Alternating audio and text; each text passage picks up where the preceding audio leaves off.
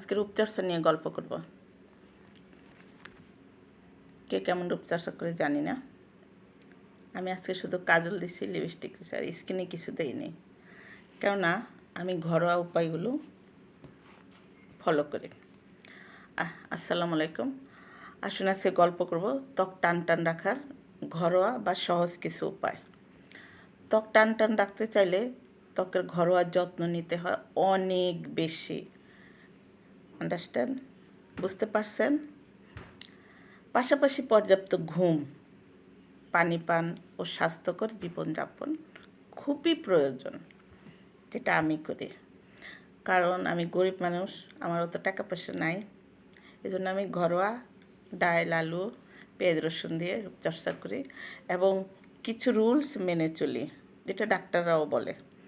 আসুন জেনে নিই ত্বক টান টান রাখতে, ত্বকের তারুণ্য ধরে রাখতে কিছু ঘরোয়া প্যাকেজ সম্পর্কে জানবো আজকে।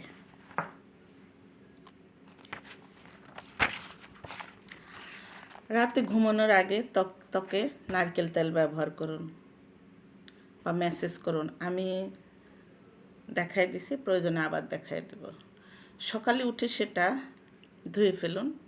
এবার আপনার ডাব সাবান বা যেটা ইউজ করেন, ফেস ওয়াশ, কিন্তু আমি ইউজ করি চালের গুঁড়া,